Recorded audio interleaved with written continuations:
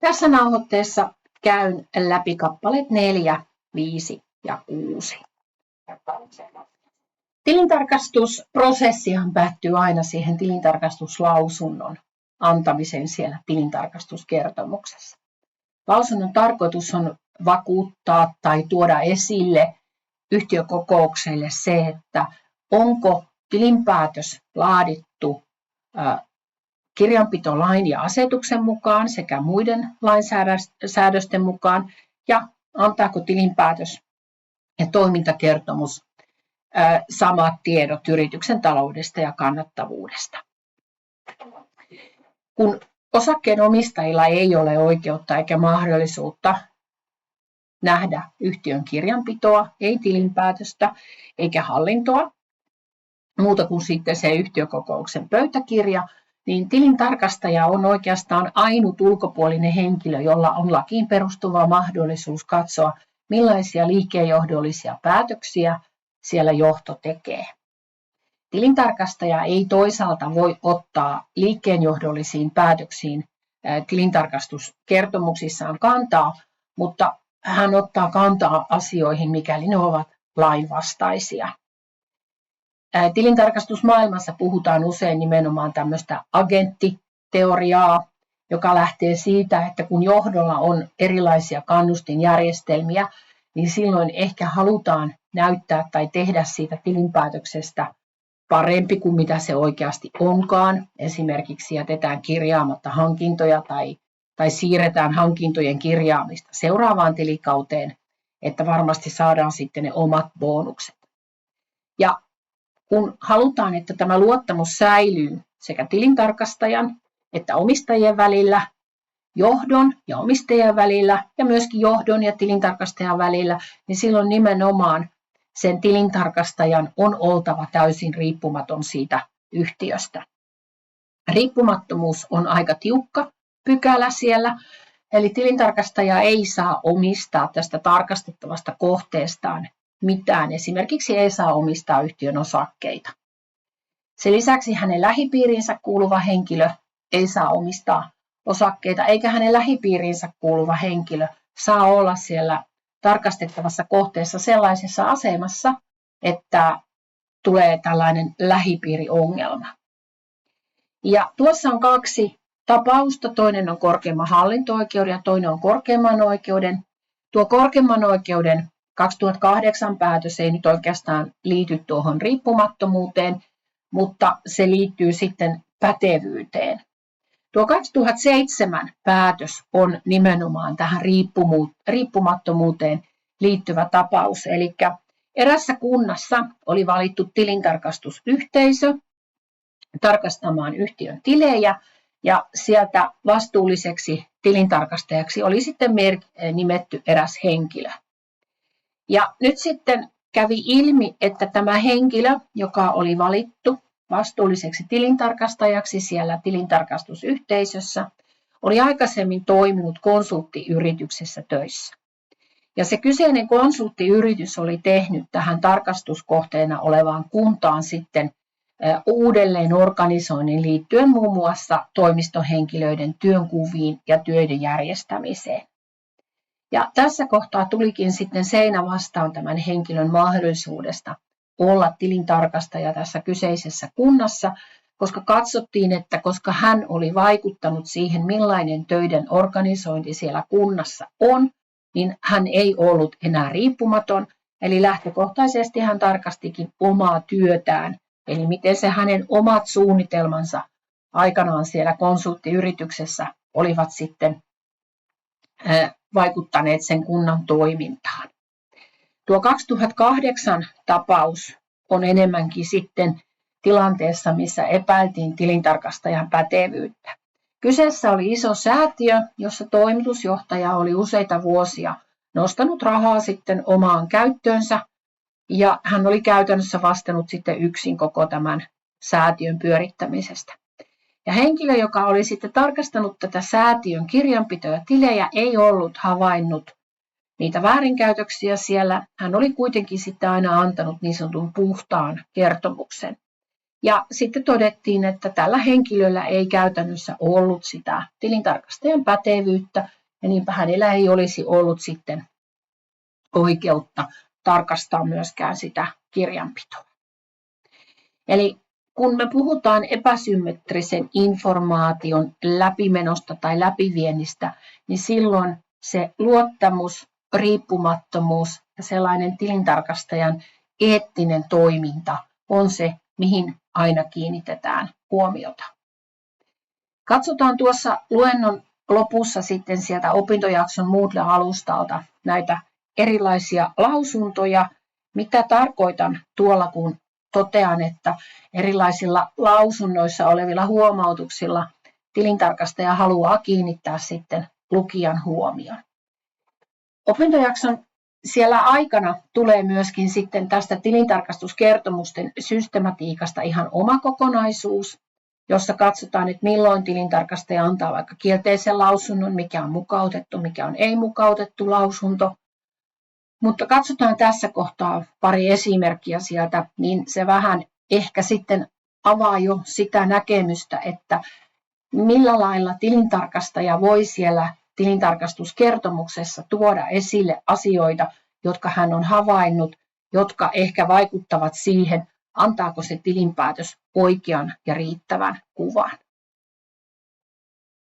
No, tilintarkastuksen näkökulmasta ammattitaito ja salassapitovelvollisuus, kuten tuossa äsken jo totesin, tuo toinen korkeimman oikeuden päätös oikeastaan oli jo siihen otti kantaa, että jos tilintarkastaja ei ole ammattitaitoinen, niin silloin hän ei myöskään saa allekirjoittaa tilintarkastuskertomusta. Ja nyt ammattitutkintojen sitten tämä KHT, HT ja JHT-merkitys on erittäin suuri, eli vain nämä henkilöt sitten saavat allekirjoittaa tilintarkastuskertomuksen. Tosiasiahan on, että monet tilintarkastusyhteisöt ottavat treeniohjelmiin ja ottavat töihin henkilöitä, joilla ei ole vielä sitten tuota pätevyyttä, mutta tällaiset henkilöt voivat toimia esimerkiksi tilintarkastusassistentteina tai tilintarkastuksen treeniohjelmissa, mutta lähtökohtaisesti kuitenkin aina sitten se auktorisoitu tilintarkastaja, joka sen nimensä sinne paperiin sitten laittaa, niin hän myöskin sitten vastaa sen tilintarkastuksen oikeellisuudesta. No, salassapitovelvollisuus on tietysti sitten yksi asia, mikä aina nousee sieltä tilintarkastuslaista. Salassapitovelvollisuus tosin ei koske sitä seikkaa, mikä sitten lain mukaan esimerkiksi rahanpesuun liittyen on annettava. Tässä kohtaa haluan myöskin sitten painottaa tätä, mitä sanotaan aina, että tilintarkastuksen yksi kulmakivi on myöskin tuo todennettavuus ja kriteerit. Eli tilintarkastajan on hankittava luotettava näyttö. Hän ei voi perustaa niitä päätelmiään mihinkään, mitä hän ei itse näe tai mitä hän ei itse pysty todistamaan. Eli nimenomaan lähdetään aina siitä, että mikä on luotettavaa näyttöä, onko joku sähköposti luotettava näyttö, no mihin se sähköposti liittyy, minkä asian esille tuomiseen. Jos esimerkiksi tilintarkastaja haastattelee yrityksen johtoa liittyen vaikka yrityksen vakuutuksiin, mitä vakuutuksia on otettu, niin kaikkia asiakirjoja ei välttämättä aina löydä sitten sieltä tilinpäätöksestä, mutta kun sellaiset vakuutukset, jotka on sitten maksukuittitallessa ja sitten myöskin ehkä se vakuutuskirja löytyy sieltä tilinpäätösaineistosta, jossa on toimitettu tilintarkastajalle, mutta jos tilintarkastaja haluaa suullisesti jotain tietoa haastatella hallituksen jäseniltä tai erityisesti toimitusjohtajalta, niin sitten sen toimitusjohtajankin kyllä pitäisi jollain lailla dokumentoida se oma vastauksensa, minne hän sen vastauksensa perustaa. Kaiken kaikkiaan se logiikka siinä on se, että mitä olet kuullut huhuina tai tällaisena ei todistettavissa olevana lausumisena, niin niihin ei pidä uskoa. Koska aina pitää todistaa, eli kun mietitään sitä tilinpäätöksen oikeaa ja riittävää kuvaa, niin sitä ei pysty muuten todentamaan kuin voimassa olemalla tai olemassa olevalla dokumentaatiolla. Ammattieettisistä periaatteista sitten vielä tuon salassapidon lisäksi ja rehellisyyden ynnä muun. Siellä on myöskin se ammattitaito, mikä tuli, rehellisyys, objektiivisuus ja huolellisuus.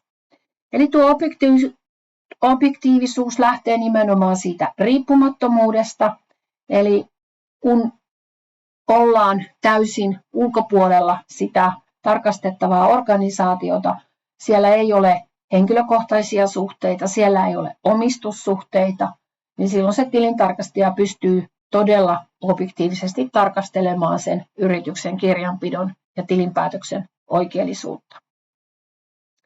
Tuosta objektiivisuudesta olen erityisesti nostanut sitten 2 tilintarkastuslautakunnan vanhaa tapausta esille, ja nämäkin katsotaan sitten siellä samalla, kun mennään tuonne opintojakson muulle sivulle tämän luennon jälkeen, eli mihin asioihin tilintarkastuslautakunta on kiinnittänyt huomiota, kun se on pohtinut tilintarkastajan objektiivisuutta.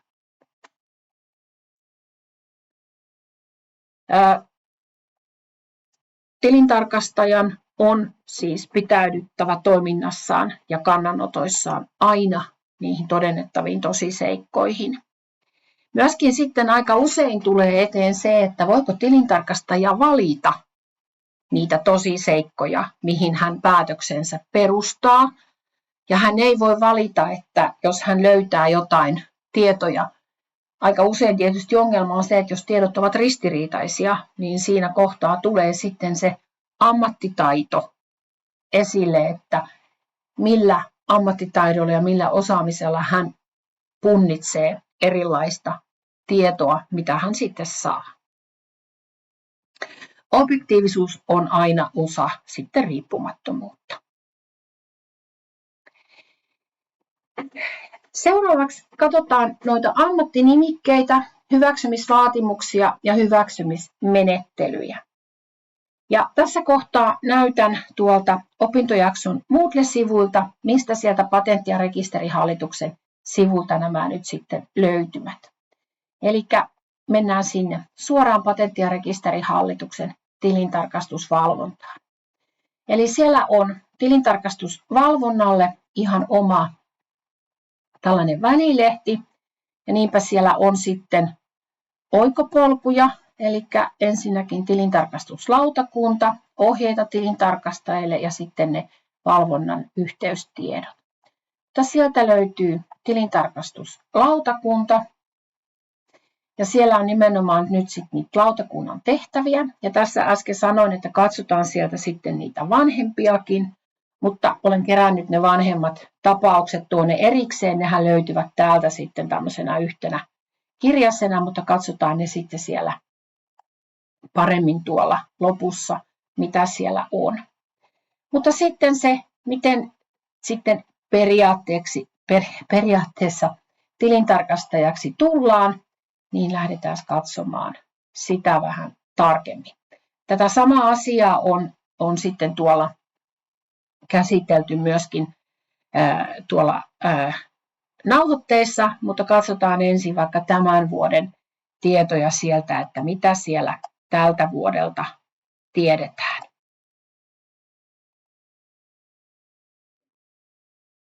Eli tässä on tämä tilintarkastusvalvonnan etusivu, ja ensinnäkin sieltä löytyy tilintarkastajahaku.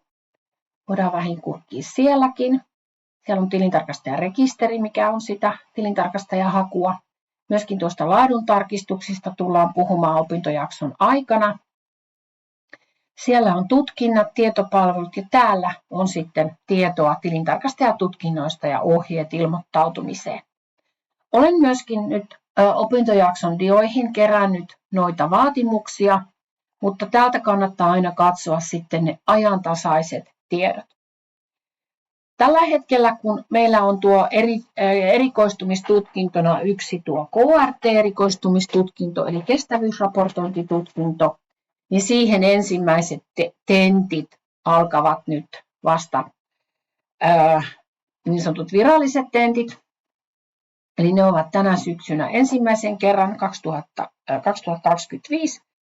Ja nyt tästä nähdään, että vuoden 2025 osalta tentit ovat sitten olleet siellä elokuussa. Mutta kannattaa ja pitää aina sitten katsoa sieltä, mikä on milloinkin minä vuonna sitten se tenttiajankohta. Ja sitten siellä käydään läpi, että kuka voi hakea tilintarkastajatutkintoon, mitä vaatimuksia siellä on. Ja niin kuin luennoissa olen todennut, niin täällä tilintarkastuslaissa on säädetty hyväksymisvaatimuksista, mutta myöskin sitten tuolla TEMin asetuksessa. Ja sitten täällä on tuo asetuksen muutos, joka liittyy sitten tuohon KRT-erikoistumistutkintoon. KRT-tutkinto on siis uusi ja se on nyt sitten kestävyysraportointitutkinto. Tähän mennessä sen on voinut saada vähän sillä lailla niin kuin tehtäviä tekemällä, mutta nyt sitten ensimmäisen kerran siitä tulee sitten myöskin ihan oikea tutkinto. Ja jos katsotaan tuosta, mitä se tilintarkastajan nyt sitten tutkinto pitää sisällään, niin mennäänpä tuonne. Eli se nyt on vuodelta 2016, kun astui voimaan uusi tilintarkastuslaki ja asetus sekä sitten tuo työ- ja elinkeinoministeriön asetus. Ja tässä on nyt sitten laitettu rinnakkain, minkälaisella tutkintopolulla tilintarkastajaksi pääsee. Kun olet suorittanut alemman korkeakoulututkinnon, eli se täytyy olla suoritettu ennen tutkintotilaisuutta, niin sen tutkinnon täytyy sisältää tietyt opinnot. Olen tähän kerännyt noista opinnoista ihan nuo yleiset nimet, eli tilintarkastus- ja laskentatoimi, kauppa- ja taloustieteet ja oikeustieteet. Nyt 2025, kun tätä nauhoitetta teen, niin KRT-tutkintoon liittyvät vaatimukset ovat vielä erilliset, eli niitä ei ole sisällytetty tähän yleiseen kelpoisuusvaatimuksiin. Eli jos haluaa sitten siihen KRT-tenttiin, niin siellä pitää olla sitten 10 opintopistettä sen alan opintoja. Kun on suorittanut ylemmän korkeakoulututkinnon, niin siellä sitten pitää taustalla olla se suoritettu HT-tutkinto ja sen jälkeen sitten pystyy myöskin IHT-tutkinnon tai KRT-tutkinnon sitten suorittamaan. Ja myöskin se KHT-tutkinto tietysti, mikä siellä on tavoitteena. Molempiin on vielä olemassa vaihtoehtoinen polku, eli mikäli nyt sit näistä vaatimuksista ei jotain täyty, eli esimerkiksi työkokemus ei täyty, niin siellä on myöskin sitten vaihtoehtoinen polku, ja näistä löytyy sitten kaikki lisävaatimukset tai lisätiedot sieltä Patentti- ja rekisterihallituksen sivulta. Ja myöskin täällä vaihtoehtoinen polku KHT-tutkintoon. Voidaan katsoa ne vielä tässä nauhoitteessa. Tässä olen kerännyt näitä vaatimuksia sieltä, mitkä tällä hetkellä ovat voimassa. Eli niitä tilintarkastuksia ja laskentatoimen opintoja 52 opintopistettä. Ja tuossa on sitten erikseen laitettu, että mitä näiden opintojen pitää sisältää. Siellä on tilintarkastusta, laskentatointa, kirjanpitoa, johdonlaskentaa ja sisäistä valvontaa. Oikeustieteitä pitää olla 22 opintopistettä, eli eri yhteisömuodot, arvopaperimarkkinat, sitten on ennakkoperintä, yritysverotus, kauppa- ja varallisuusoikeus. Sitten kauppa- ja taloustieteen opintoja 22 opintopistettä, eli siellä on siihen kuuluu sitten rahoitus, talousmatematiikka, tietotekniikka ja sitten yleistä liiketaloustiedettä ja kansantaloutta. Näiden opintopisteiden määristä ei ole tarkempaa selvitystä, eli silloin kun katsotaan, että joku asia on johdonlaskentatoimeen, niin siellä ei ole vaatimusta, että onko se 1 vai 2 opintopistettä, eli kunhan sitä siellä tutkinnossa sitten jossain on, niin se riittää. Tässä on se prosessi, eli henkilön pitää tietysti täyttää yleiset vaatimukset, eli ei saa olla edunvalvottavana, pitää olla täysi-ikäinen, koulutus, opinnot. Se käytännön kokemus, joka on nyt tällä hetkellä tuossa edellisessä diassa mainittu, eli vähintään 2 vuoden työkokemus ja täytyttäväinen tutkintotilaisuutta, mutta ennen kuin voidaan sitten hyväksyä varsinaiseksi tilintarkastajaksi, niin sitä työkokemusta täytyy olla sitten 3 vuotta. Ja siinä on sitten koko prosessi tavallaan siitä, mitä se sisältää. Ja kun sitten se tentti on mennyt läpi ja siellä on annettu se vakuutus oikeudelle, niin sen jälkeen sitten tilintarkastajan nimet menevät tuonne tilintarkastajan rekisteriin ja sen jälkeen tuo nimi HT, KHT, JHT tai KRT, se on täysin sitten suojattu ammattinimike. No, tilintarkastusyhteisöitäkin on olemassa ja katsotaan myöskin sitten tuolta tilintarkastajan hausta, että miten nämä eroaa sitten, milloin joku on tilintarkastusyhteisö tai milloin ei. Ja nimenomaan sitten, jotta on tällainen tilintarkastusyhteisö, niin yhtiömiesten tai osakkeenomistajien on oltava sitten KHT-tilintarkastaja. Ja katsotaan, mitä siellä Patentti- ja rekisterihallituksen sivulla nyt sitten vaikka sanotaan ihan tilintarkastajahausta. Eli katsotaan, miten voit löytää sitten tilintarkastajan. Eli jos olet hakemassa tilintarkastajaa esimerkiksi omasta yrityksestä, omalle yrityksellesi, niin tilintarkastajan rekisterissä löytyvät sitten kaikki. Ja nämä on nyt sitten ihan puhtaasti, voi hakea paikkakuntakohtaisesti. Jos hakee vaikka Lappeenranta, missä itse asun, niin täällä näkyy nyt sitten, ketkä Lappeenrannassa ovat suorittaneet tilintarkastajatutkinnon. Ja tässä on nyt sitten otettu kaikki, eli on sekä HT että KHT-tilintarkastajia. Ja nyt jos perehdytään vähän tarkemmin, esimerkiksi ensimmäinen henkilö, joka on HT-tilintarkastaja, hän työskentelee Ernst Young Big Four-yhtiössä. Seuraava henkilö työskentelee Tuokko-tilintarkastusyhteisössä. Mutta sitten kun otamme täältä henkilön, joka tälläkin opintojaksolla vierailee, hän on HT-tilintarkastaja, mutta hän ei ole tilintarkastusyhteisössä töissä. Hänen yrityksensä on Virve Juntunen Oy. Kuten myös sitten täällä huomataan, osa ihmisten nimien perästä puuttuu sitten se yhteisön nimi, eli he pyörittelevät sitten tätä toimintaa oman yrityksen kautta. KPMG, Ernst Young ja PricewaterhouseCoopers ovat sitten näitä Big Foureja ja Deloitte on sitten 4. Jos haluaa katsoa sitten jostain muualta paikkakunnalta, esimerkiksi Lahti, niin siellä onkin vähän enemmän sitten tilintarkastajia.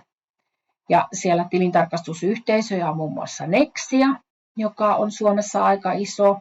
Myöskin Deloitte toimii Lahdessa. Revisium Oy toimii Lahdessa. Joen tilintarkastajat, tämä on myöskin sitten tilintarkastusyhteisö, eli Lahdessa sitten todella paljon enemmän tilintarkastajia kuin mitä esimerkiksi Lappeenrannassa on. Täältä voit katsoa sitten oman paikkakuntasi tilintarkastajat.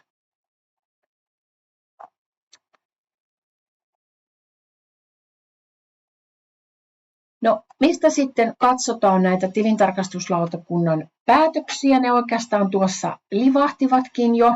Eli myöskin sitten kun katsotaan tuota tilintarkastusvalvontaa ja laadunvalvontaa, niin tilintarkastuslautakuntahan on sitten se elin, joka siellä sitten katsoo ja ottaa käsittelyyn nämä erilaiset kantelut ja valitukset tilintarkastajista, jos joku kantelija tai valituksen tekijä toteaa, että tilintarkastaja ei ole toiminut hyvän tilintarkastustavan mukaan, hän on ollut riippuvainen tai hän ei ole toiminut objektiivisesti tai hän ei ole ollut riittävän ammattitaitoinen, niin silloin sitten tilintarkastuslautakunta ottaa näitä asioita ratkaistavakseen. Näistä opintojaksolla sitten tulee vielä lisää. Yksi itsenäinen tehtävä on laitettu tuohon myöskin nyt sitten muistutuksena, eli pohdintatehtävänä se itsenäinen tehtävä, mikä siellä Moodlessa on, niin käy läpi tämänhetkiset opintosuoritukset ja mahdolliset puutteet ja mieti, mitä opintoja sinun pitäisi vielä suorittaa, mikäli haluaisit lähteä tilintarkastusalalle. Ja voit ottaa kantaa myöskin, että kiinnostaisiko tuo trainee-ohjelma. Ja siitä tosiaan se itsenäinen tehtävä. Otetaan tästä viimeinen kokonaisuus, eli tilintarkastusvelvollisuus.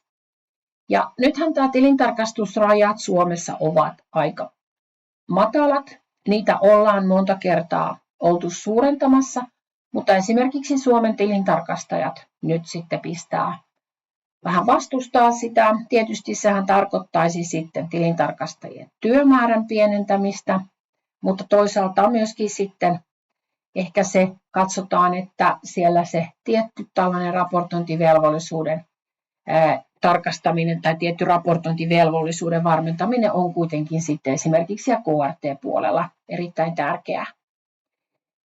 Ja tilintarkastaja on valittava. Eli nyt kannattaa olla sitten tarkka, kun lukee sitä lakia.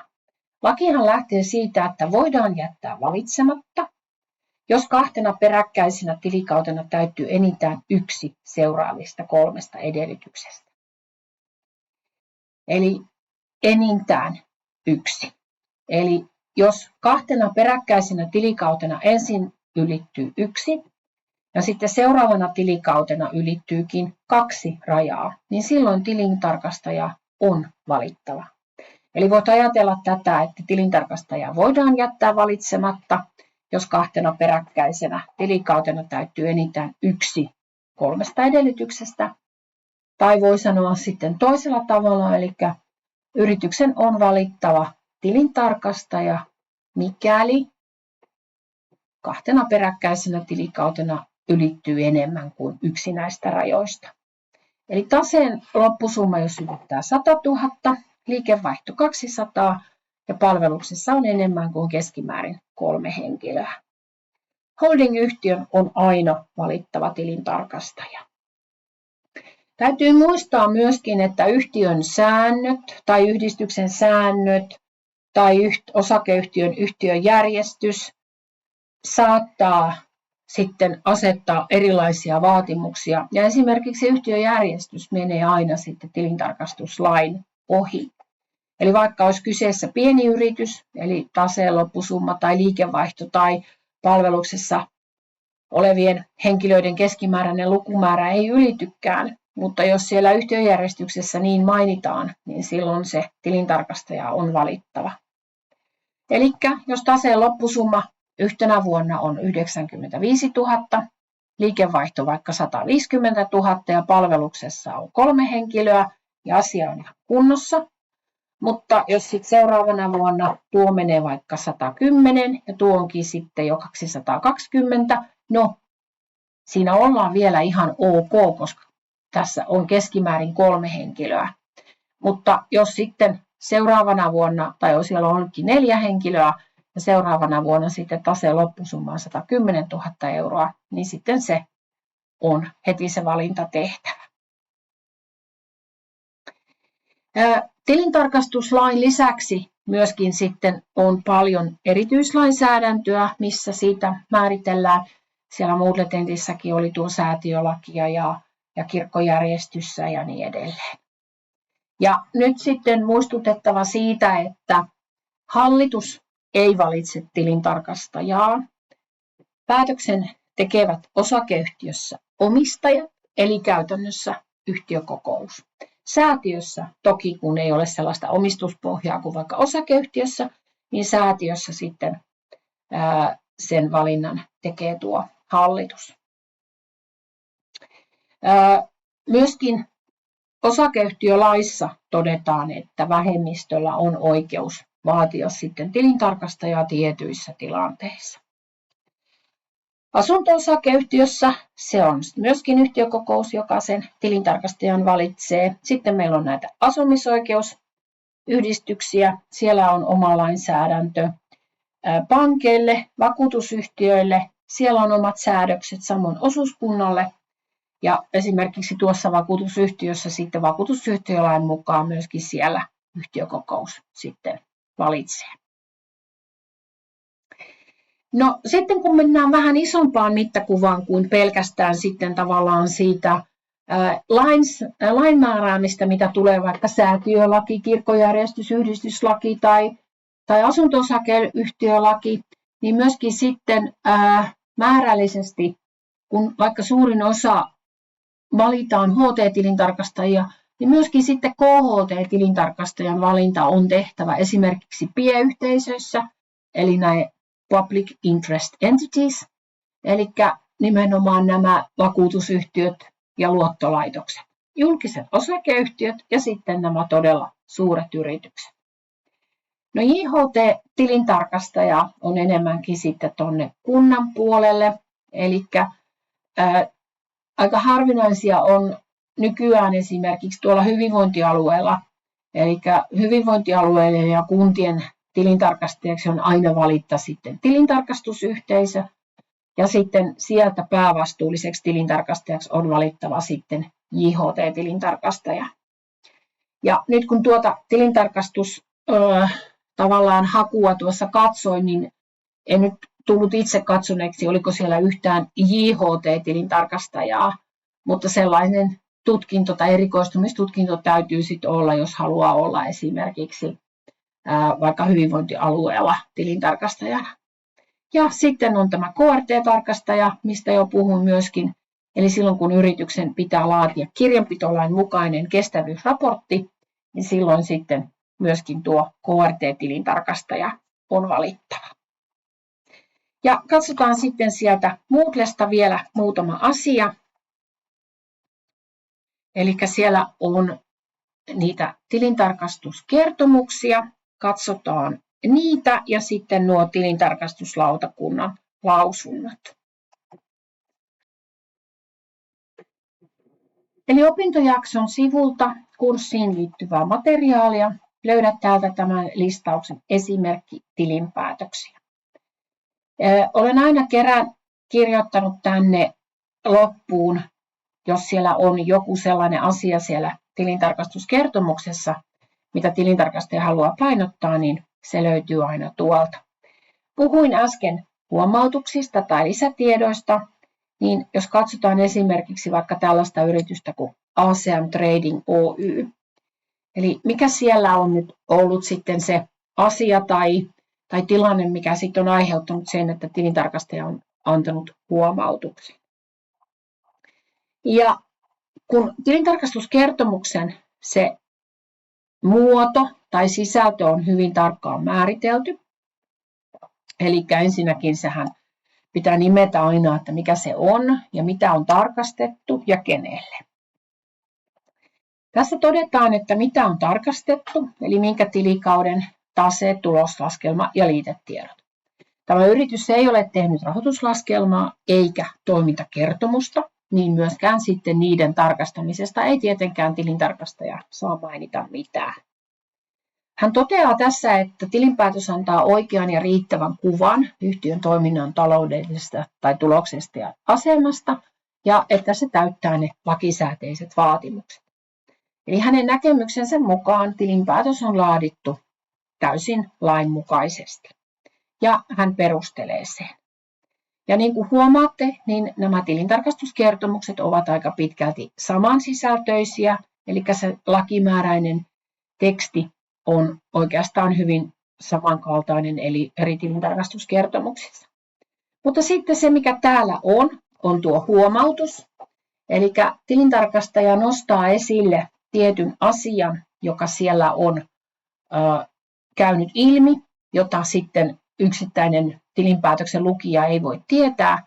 Ja siellä todetaan ja huomataan, että se osakepääoma on mennyt negatiiviseksi ja osakeyhtiölain mukaan siitä pitää tehdä sitten kaupparekisteri-ilmoitus, mutta tilintarkastaja on huomannut, että sellaista ilmoitusta ei ole tehty.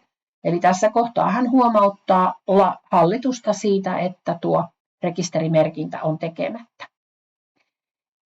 Ja tämä oikeastaan sitten poikii tuon tietyn seikan painottavista koskeva lisätieto, eli hän haluaa lukijan huomion kiinnittyvän tiettyyn asiaan, ja se nimenomaan on nyt sitten tämä negatiivinen oma pääoma, eli yhtiön rahoitusasema ja negatiivisuus voivat aiheuttaa sitten ongelmia tulevaisuudessa, nimenomaan sekä kannattavuudessa että vakavaraisuudessa.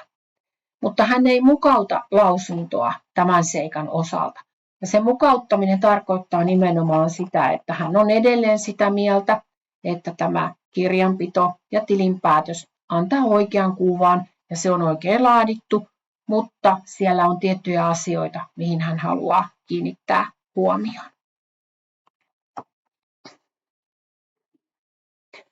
Katsotaan sitten näitä tilintarkastuslautakunnan vanhoja lausuntoja. Täällä voisin oikeastaan näyttää vielä tuolta vaikka Ecoprotectin tilinpäätöksen, missä katsotaan, mitä se tilintarkastaja siellä on sitten nostanut esille. Ja mennään sinne tilintarkastuskertomukseen. Eli siellä todetaan taas, että se on kyllä ihan oikein tehty. Siellä on oikea kuva toiminnan tuloksesta ja taloudellisesta asemasta. Mutta sitten hän haluaa täällä edessä jo tuoda tietyn seikan. Eli nimenomaan hän haluaa kiinnittää huomion tiettyyn tilinpäätöksen liitetiedon kohtaan. Eli siellä on tilikauden jälkeisiin tapahtumiin nostettu asia, jossa kyseessä on urakkariita. Mutta edelleen hän on sitä mieltä, että lausuntoa ei ole mukautettu, eli tilinpäätös on tehty aivan oikein. Myöskin sitten täällä nostetaan esille toiminnan jatkuvuuteen liittyvä olennainen epävarmuus. Eli tässä tilintarkastuskertomuksessa on vähän enemmän, ja täällä on myöskin sitten tuo samainen huomautus annettu. Eli huomautuksena esitetään, että yhtiön oma pääoma on mennyt negatiiviseksi, eikä siitä ole tehty sitä rekisteri-ilmoitusta. Ja sellainen huomio voitaisiin vielä tehdä, eli tässä olen tarkastanut ACM Trading Oyn tilinpäätöksen, ja sitten kun katsotaan täältä sitä allekirjoittajaa, niin hän on Toni Koivu, HT-tilintarkastaja. Ecoprotectin tilintarkastuskertomus oli vähän erimallinen, siinä olemme tarkastaneet, niin tämä tarkoittaa sitä, että tilintarkastajaksi on valittu tilintarkastusyhteisö, jossa päävastuullisena tilintarkastajana sitten henkilö nimeltä Jonna Sallinen. Ja silloin hän allekirjoittaa sen siellä tilintarkastusyhteisön edustajana. No sitten näitä vanhoja tilintarkastuslautakunnan ratkaisuja, joita siellä oli nostettu. Eli täällä on muutamia vanhoja tilintarkastuslautakunnan ratkaisuja. Uusimmathan löytyy tosiaan sieltä sivulta, joita katsotaan sitten myöhemmin. Mutta siellä oli nyt sitten vuodelta 2012 heti tuo ykkönen. Ja täällä oli nyt sitten tämä säätiöasia. Tämä on eri tilanne kuin mitä tuo oli. Eli siellä nyt sitten säätiö kanteli erään yhteisön tilintarkastajan toiminnasta. Ja siellä oli erityistarkastusta tehty ylioppilaskunnan hallinnosta. Ja nyt sitten pohdittiin siellä, että onko siellä noudatettu hyvää tilintarkastustapaa, rehellisyyttä, huolellisuutta ja objektiivisuusvaatimuksia, mitä tuossa äsken oli. Ja se, mitä säätiö sitten katsoo, mitä tilintarkastajat olivat tehneet virheellisesti, eli siellä raportissa, eli tilintarkastuskertomuksessa oli esitetty sitten epävarmoja, virheellisiä tai dokumentoimattomia tarkastushavaintoja ja johtopäätöksiä asioista, joista ei sitten ehkä oltukaan niin varmoja. Ja tilintarkastuslautakunta ottaa nämä asiat aina tutkittavakseen, pyytää selvitystä näiltä kohteena olevilta tilintarkastajilta ja tekee sitten ne omat päätelmänsä. Ja täällä todetaan, että myöskin sitten tilintarkastuslautakunta totesi, että näinhän se on. Ja näissä on yleensä aina sitten joku sanktio, joka löytyy sitten sieltä lopusta. Ja täältä tämä oli aika pitkä päätös, mutta tämä kuvaa hyvin sitä, miten tarkkaan tilintarkastuslautakunta sitten näitä asioita selvittää. Ja ihan sinne vihoviimeiselle sivulle, eli tilintarkastuslain perusteella annetaan sitten huomautus, ja siellä on sitten jotkut henkilöt tilintarkastuslautakunnassakin olleet sitten loppupeleissä vielä eri mieltä ja jättäneet sitten eriävän mielipiteen. Ja sitten katsotaan se toinen, eli se oli vuodelta 2013, ja se oli tapaus 4. Eli siellä oli tehty nimetön kantelu, ja siellä todettiin, että nämä eivät olleet sitten ihan riippumattomia, ja että siellä oli sitten oltu vähän niin kuin hyvää pataa, ja oliko raportit objektiivisia vai ei, ja lopputulos oli kuitenkin sitten se, että tilintarkastuslautakuntakin katsoi, että eivät nämä olleet ihan objektiivisia. Siellä oli myöskin sitten jo nostettu esille näitä muita tilintarkastusalaan liittyviä standardeja. Ja nämä ovat vanhoja päätöksiä, eli täällä on vielä sitten tämmöinen termi kuin VALA, jota nykyään ei ole, eli se on valtion tilintarkastuslautakunta, johon sitten aiemmin tehtiin niitä valituksia, mikäli näihin päätöksiin ei oltu tyytyväisiä. Mutta koska tämä organisaatio on muuttunut, niin tätä termiä ei siellä enää ole. Mutta tässä oli nimenomaan nyt sitten esimerkki siitä riippumattomuudesta, objektiivisuudesta, miten olennaisen tärkeitä ne on. Kiitoksia tästä kokonaisuudesta.